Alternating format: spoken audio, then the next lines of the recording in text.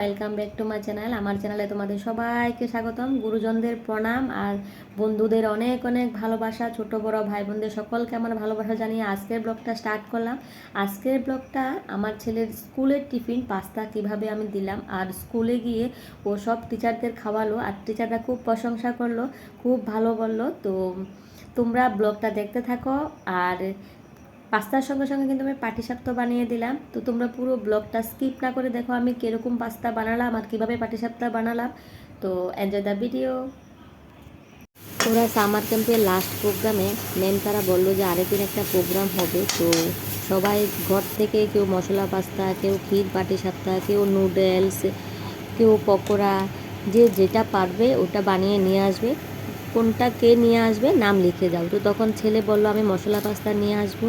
তো মশলা পাস্তা যখন নিয়ে যাবে বললো, তো নাম লিখে আসলো। আর ওর বাবা বলছে ক্ষীর পাটিসাপটা বানিয়ে নিয়ে যাওয়ার জন্য। তো আমি আগের দিন নারকেল আর দুধ দিয়ে ক্ষীর বানিয়ে রেখেছি। আগে নারকেলটাকে আমি একটু নেড়ে চেড়ে রেখে দিয়েছি, আর তারপরে আমি দুধ দিয়ে ভালো করে দুধের ভিতরে নারকেলটাকে ঢেলে দিয়ে আমি ক্ষীরটাকে বানিয়ে নিলাম। কারণ ক্ষীরের সঙ্গে যদি নারকেল থাকে তাহলে খেতে খুব স্বাদ লাগে, আর পাটিসাপটাটা খুব দারুণ লাগে। তো আমি আগের দিন রাত্রেবেলা নারকেল দিয়ে দুধ দিয়ে ভালো করে চিনি দিয়ে আমি ক্ষীর বানিয়ে রেডি করে রেখে দিলাম, তো যাতে সকালবেলা আমি তাড়াতাড়ি করে বানিয়ে দিতে পারি। পরের দিন সকালবেলা আমি ঘুম থেকে উঠে গুড মর্নিং বলে আমি পাস্তাটাকে সিদ্ধ বসিয়ে দিলাম। আর পাস্তাটা যখন সিদ্ধ বসালাম, পাস্তার ভিতরে একটু লবণ আর একটু তেল দিয়ে দিলে পাস্তা নাকি একটু ভালো সিদ্ধ হয়, আর তেলটা দিলে একটার সঙ্গে একটা গায়ে লাগবে না। তো খুব সফট হবে এবং খুবই সুন্দর লাগবে দেখতে, ধরতেও খুব ভালো লাগবে। আর লবণটা দিলে ভিতরে লবণটা একটু যাবে, তো খেতেও স্বাদ লাগবে। তো আমি এটাকে লবণ আর তেল দিয়ে আমি আগে সিদ্ধ বসিয়ে দিলাম।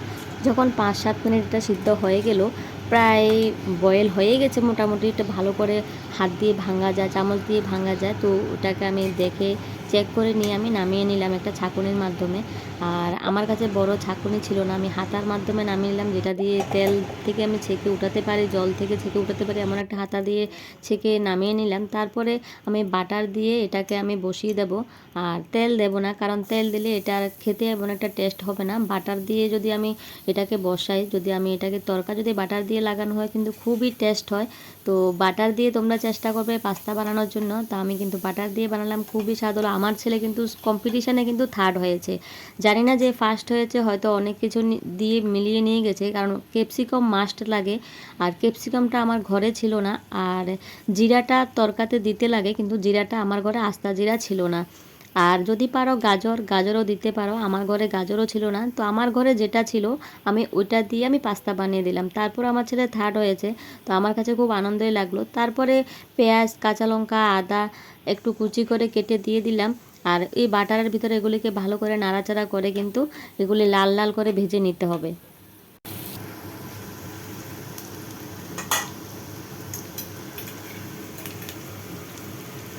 আমি দুটো টমেটোকে কুচি করে কেটে রেখে দিয়েছিলাম, আর ওই কুচি করা টমেটোগুলোকে আমি দিয়ে দেব।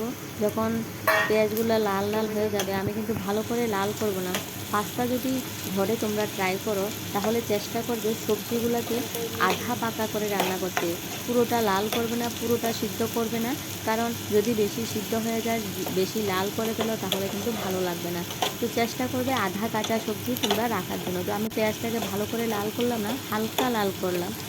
তারপরে আমি টমেটোগুলোকে দিয়ে দিলাম। আর টমেটোগুলোকে আমি ভালো করে বয়েল করব না, হালকা একটু বয়েল করেই তারপরে আমি মটর দিয়ে দেব। আর তোমরা চেষ্টা করবে সবজি যত কম সিদ্ধ করবে অতই তোমার পাস্তাটা ভালো হবে। ওর বাবা গুজরাট ছিল, আমি মার্কেটে গিয়ে ভালো করে মার্কেটিং করতে পারলাম না, কারণ মার্কেটে যেতে গেলে আমার 20 টাকা গাড়ি ভাড়া দিয়ে যেতে হবে। তো রাত্রিবেলা 9টার সময় আমরা মা ছেলে মিলে দোকানে গেলাম, আর যতটুকু পারলাম টমেটো, পেঁয়াজ, পাস্তা, মটর কিনে আনার চেষ্টা করলাম। আর কাঁচা মটর পেলাম না, তো আমি ভাজা যে মটরগুলো আছে এগুলোকে এনে রাত্রিবেলা আমি একটা বাটিতে ভিজিয়ে রেখে দিয়েছিলাম। আর ওই ভাজা মটরগুলো দিয়ে কিন্তু আমি পাস্তা রান্না করছি। তোমরা কিন্তু কাঁচা মটর দিয়ে রান্না করবে, ভাজা মটর দিয়ে কিন্তু রান্না করতে গেলে আগের দিন ভিজিয়ে রাখতে হবে।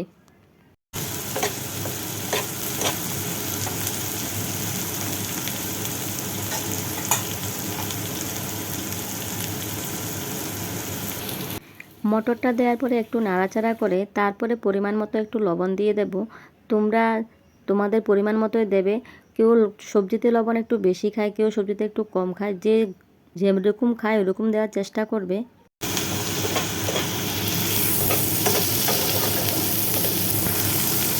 তারপরে বয়েল করে রাখা পাস্তাটা তুমি সুন্দর করে দিয়ে দেবে উপর থেকে।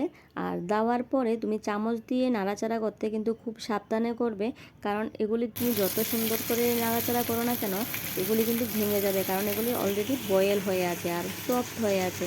তো খুব হালকা হাতে খুব আদর করে করে কিন্তু এগুলিকে ভালো করে তুমি নাড়াচাড়া করে মিলাতে হবে।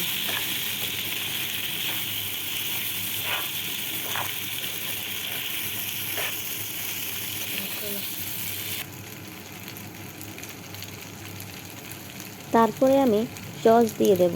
সস আমার করে 2-3 রকমের এনে রেখেছে। তো একটা ঝাল টমেটোর সস, আর একটা মিষ্টি টমেটোর সস, আবার সয়া সস। তো আমি 2-3 রকমের সস কিন্তু আমি দিয়ে দিলাম। আর যখন সসটা দিলাম তখন পুরো পাস্তাটা কিন্তু একদম পুরো লাল লাল হয়ে গেছে। আমি কিন্তু কোনো গুঁড়া মশলা ইউজ করলাম না। আর তোমরা যদি চাও জিরার গুঁড়া এবং ধনিয়া গুঁড়া কিন্তু দিতে পারো, আমি দিলাম না, কারণ মশলাটা আমার কাছে এমন একটা পছন্দ মনে হয় না। আর কিন্তু দিলে ভালো ফ্লেভার, হয়তো টেস্টটা হয়তো অন্যরকম আসবে। আমি কিন্তু জিরার গুঁড়া, মরিচের গুঁড়া, ধনিয়া গুঁড়া কিছু ইউজ করলাম না, তোমরা কিন্তু চাইলে ইউজ করতে পারো। তারপরে ভালো করে তুমি আস্তে আস্তে করে সবগুলোকে মিলিয়ে নেবে। সস, তারপরে পাস্তা, যে মটর, পেঁয়াজ সবগুলো যাতে সুন্দর করে ভালো করে মিক্সড হয়ে যায়, তুমি আস্তে আস্তে করে আদর করে করে এগুলিকে ভালো করে মিলিয়ে নেবে। ভালো করে এগুলিকে মিলানো হয়ে গেছে। আর মশলা পাস্তার প্যাকেটের ভিতরে মশলার গুঁড়ো আলাদা করে পাওয়া যায়। বালির মতো কালার, অনেকটা দেখতে সুন্দর লাগে না, কিন্তু এগুলি দিলে কিন্তু পাস্তার ফ্লেভারটা অন্যরকম আসে আর পাস্তা খেতে কিন্তু খুবই দারুণ লাগে। তোমরা ঘরে ট্রাই করে দেখবে। যে মশলা পাস্তা অনেকে বানাতে পারে না, তো যার কারণে আমি তোমাদের মাঝে ভিডিও নিয়ে আসলাম। অনেকে বলে পাস্তা কিভাবে বানায়। পাস্তা কিন্তু অনেক কোয়ালিটির থাকে, আর মশলা পাস্তা আলাদা থাকে। তোমরা কিনতে গেলে যদি মশলা পাস্তা বানাতে যাও, তাহলে মশলা পাস্তার প্যাকেটের গায়ে কিন্তু মশলা পাস্তা লেখা থাকবে।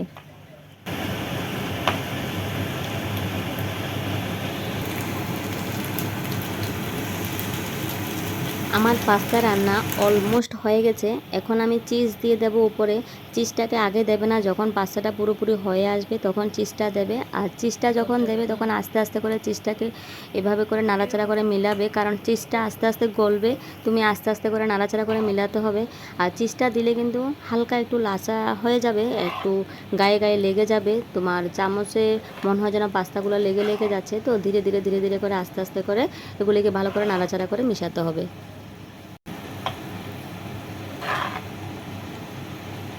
আমার পাস্তা রান্না রেডি হয়ে গেছে। তারপর আমি একটা প্লেটে নিয়ে নিচ্ছি। একটু ঠান্ডা হয়ে গেলে, পুরোটা ঠান্ডা করব না, তারপর আমি টিফিন বক্সে প্যাক করে স্কুলে দিয়ে দেবো। আর স্কুলের টিচাররা আজ খাবে, খেয়ে বলবে পাস্তাটা কেমন হয়েছে। আমি ধনিয়া পাতাটা আগে দিতে ভুলে গেছি। তোমরা কিন্তু যখন চিজটা দেবে তখনই কিন্তু সঙ্গে সঙ্গে দিয়ে দেবে। আমি ধনিয়া পাতাটা পরে কুচি করে দিলাম। তো আমাকে অনেকে কোশ্চেন করে পাস্তা কিভাবে বানায়, স্কুলের টিফিন কিভাবে তুমি পাস্তা বানিয়ে দাও, পাস্তার একটা ভিডিও নিয়ে আসার জন্য। তাই আমি পাস্তার ভিডিও নিয়ে আসলাম।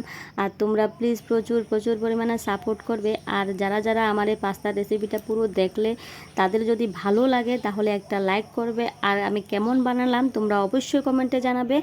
আর দেখো পাস্তা কিন্তু খুব দেখতে খুবই সুন্দর লাগছে। তারপরে আমি যে পাটিসাপটার ক্ষীর করে রাখলাম, তোমাদের ফার্স্ট টাইম দেখালাম। পাস্তা রেডি হয়ে গেছে, এখন স্কুলে দেবো পাটিসাপটা। তো পাটিসাপটার গোলা গুলে নিলাম। সুজি, ময়দা, আটা, চালের গুঁড়ো আমি সব মিলিয়ে, চিনি, লবণ মিলিয়ে সব আগে গোলা করে নিলাম। তারপরে একটু তেল দিয়ে দিলাম ফ্যানে।